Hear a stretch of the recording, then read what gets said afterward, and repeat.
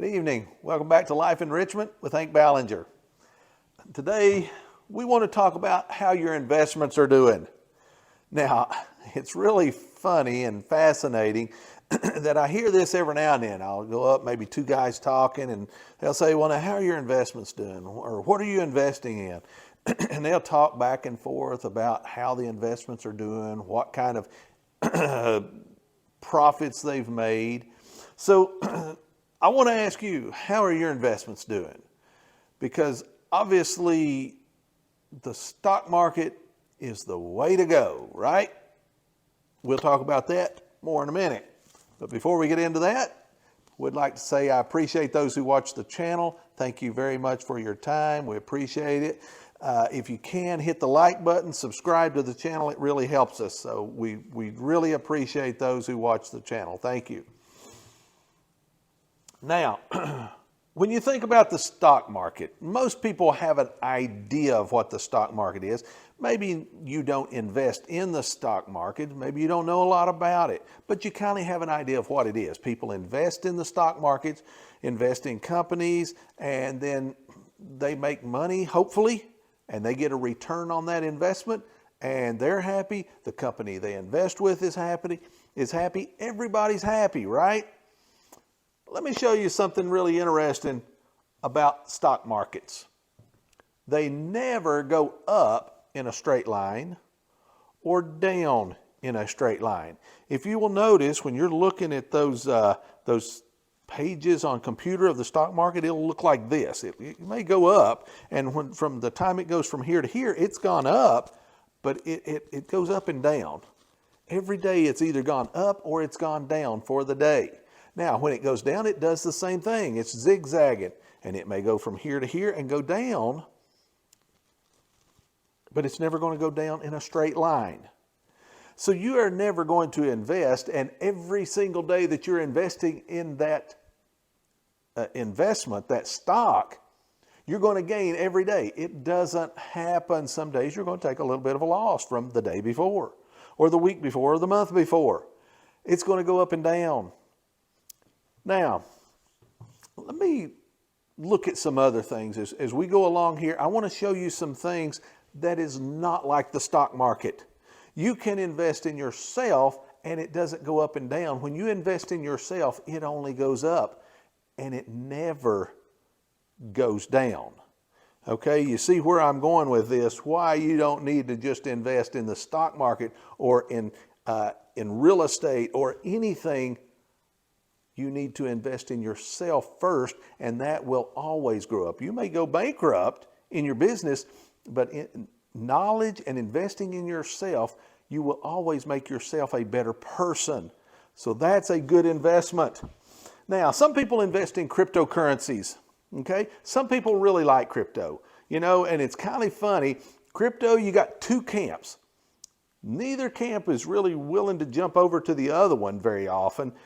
Every now and then you'll see somebody jump. They didn't like crypto and then they do start liking it, or they liked it and then maybe they lost some, or for whatever reason they jump out and say, no, I wouldn't get into it. But interesting thing about crypto, they call it cryptocurrency. But I don't think crypto is a currency.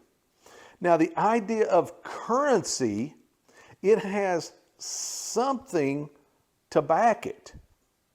If you remember, before 1971, we had currency, but it was backed by gold. Now, back then, they would call it the dollar, and they would say it's backed by gold. And until August the 15th, 1971, our money was backed by gold. So it was a currency, but it had a tangible backing. After August the 15th, 1971, when Nixon took our money off the gold standard, it became what's called fiat currency. Now, what is the difference between August the 14th, 1971 and August the 15th? August the 14th, 1971, our money was backed by gold. As of August the 15th, 1971, our money was only backed by the government saying that dollar is worth $1. that 5 is worth a 5, the 10 is worth a 10, the 20 is worth a 20, the 50 is worth a 50, and the 100 is worth a 100. Our government said, we will back that, it's good for that, and we back that. So what backs our currency now, our monetary system? It's the government. And do you realize America has never defaulted on a debt, ever? So that's a pretty good backing. Let me show you why I don't think crypto is a currency. There is nothing that backs it. It's not a currency. Currency at least has something back it. Fiat currency is backed by a government. You may have the euro, and your currency is backed by the European Union, possibly. That's an interesting topic right there. But if you have the yen, your currency is backed by the Japanese government. If you have the yuan, your government might be backed by the Chinese government. If you have the ruble, your currency is backed by the Russian government. If you have the rupee, it's backed by the Indian government. So different currencies around the world, there are no currencies now that's backed by a tangible product like gold. They're all fiat currencies. They're backed by the government. But crypto has nothing or no one that backs it and says, listen, if you lose that, we will make it good.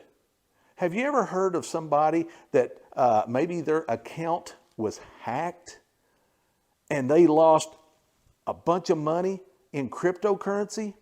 Do you know what happens to that cryptocurrency? It's just gone. You no longer have it. Now, maybe somebody else does, but it's just gone. Now, does the government back that and say, hey, if you lose that, we will reimburse you for that? No. Our government doesn't back it. No government backs it. Does the FDIC, does the Federal Deposit Insurance Corporation, do they back that and say, listen, if you lose that crypto, we will back that. We will make your account good? No. Nobody backs it. There is nobody that backs it. So I don't think it's currency. Is it crypto? Yeah, it's crypto. And am I against crypto? I don't like it. It's not for me. But if someone wants to invest in it, that's up to them. They can. And could it go up? Yes, it could. It would go up like the stock market. It would not go up in a straight line, nor would it come down in a straight line. But if you want to invest in it, that's up to you. I don't like it. I don't invest in it. But that's me. I'm not you. If you want to invest in it, that's up to you.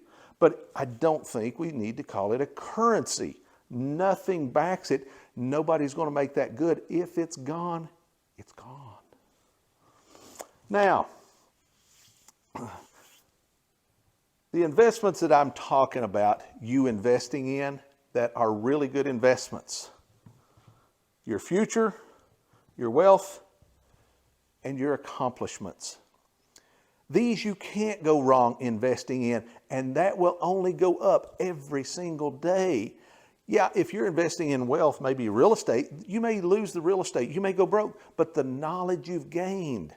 When they asked Henry Ford in the early 1900s, after he started the Ford factory and he started producing cars and became one of the wealthiest men in the world, they asked him, they said, yeah, but what would you do if we took all your money away? We took your factories, we took everything. What would you do?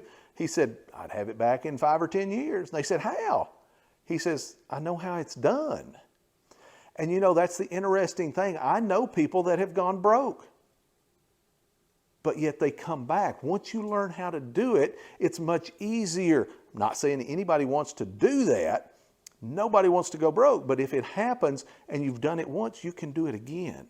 And many times that second time, it's a shorter time frame because you're not having to learn everything that you did the first time.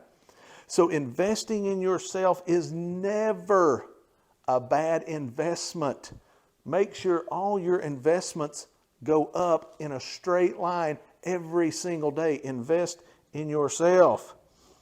Invest your time very wisely.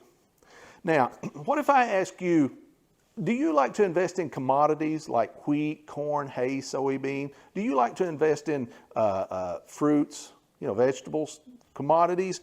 It's called the COMEX. Do you like to invest in commodities? And if you said yes, well, that's great. Okay? But, you know, the thing about the commodities market is it goes up and it goes down, never in a straight line. Now, it could go up. You could make a lot of money, and that's great. But here's the thing. You can always get more commodities. And if you do well investing in them and you make a lot of money, you could invest more and get more money, and then you could invest that and get more money. You could do very well. But here's the thing. You will never get more time. I don't care what you invest in, no matter what it is other than time, you can get more of it. It could be real estate. It could be writing. Maybe you're a writer and you could write books and turn them out like crazy. You could be a paper mill turning these books out, and you could make a lot of money and then keep making more and more money. But here's the thing. You can make more books, but you can never get more time. Use that time very wisely. Invest your time in things that's going to build you and your life up and those that's around you. So use your time very wisely. You will not get any more. Invest in knowledge. Now, some people that went to school with me, okay, they may hear me say that and say, you didn't invest in knowledge very well when you went to school, and they would be right, okay? They would be right. I didn't do well in school, okay? But it wasn't my teacher's fault, okay? Now, how do I know that? How do I know 100% it was not my teacher's fault? I love my teachers. I had a great time in school, but it wasn't their fault I didn't do well. You know how I know that 100%? Because in almost every class I had, there were people in there that did really good. They heard the same teacher, heard the same words, saw the same examples on the board. Everything was the same. They did well. I did not. But you know who I copied off of? The ones that did do well. So you see what I did? I learned a different way to do it. I'm not encouraging it. I'm just saying that's what I did. I copied many times, or sometimes got people to do my work for me. I'm not encouraging it. It happens. But what I am saying, invest in knowledge. Many times if we only go to high school and just graduate high school, or maybe you don't graduate high school, or maybe you go to college, and once you graduate college, here's what I'm saying right here. Many times once we get done with academia, once we get out of school, whether we go just to high school or to college, or maybe we get a doctorate, many times once we get done with schooling, we are done learning. And that's sad. We really need to push ourselves as a people. It will better you the more you learn. And I'm not just saying in one topic. The Bible, we all need biblical knowledge. We really do. First and foremost, we really need to study the Bible. We need to have a good understanding. If a preacher is wrong, we will know it. Okay, we can converse with them, say, hey, you know, you said this the other day. Let's talk about that. They could be wrong. Now, how do I know that a preacher can be wrong? Well, there are how many denominations? And they're teaching different things. They cannot all be right. They could all be wrong. Now, on specific topics, some are probably right on this topic and some are right on this topic. But here's the thing. You and I need to know what's right for ourselves so that we will know, is what they're saying, is that right? Our eternal existence depends on it. It's kind of an important thing. We need to know. Bible knowledge will always help yourself, and it will go up in a straight line, and it will make you a better person. It does not go up and down. It doesn't do it. It will better your life immensely. I love what Alexander Campbell said during the Restoration Movement in the 1800s. He said, our ability to serve God can be no greater than our understanding of His Word. That's very true. Okay? Something we need to know.